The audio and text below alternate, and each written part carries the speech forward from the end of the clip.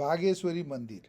नेपालगञ्ज नगरपालिका वडा नम्बर 2 मा अवस्थित बागेश्वरी मन्दिर हिन्दू धर्मावलम्बीहरूको महत्त्वपूर्ण तथा पवित्र धार्मिक तीर्थस्थल हो। यहाँ हिन्दू समुदायका मानिसहरू दैनिक रूपमा पूजाआजा गर्न आउँदछ। किंवदन्तीका अनुसार भारतको तुलसीपुरमा रहेको पाटन देवीको मन्दिरमा एउटा बाघ देखिएको थियो।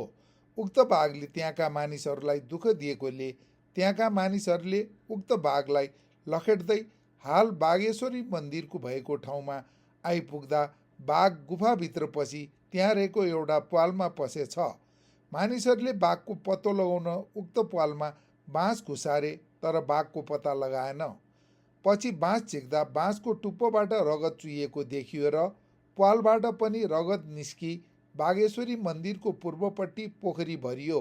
मानिसहरूले त्यही प्वाललाई देवी मानी बागेश्वरी मन्दिरको स्थापना गरिएको जनविश्वास रहेको छ।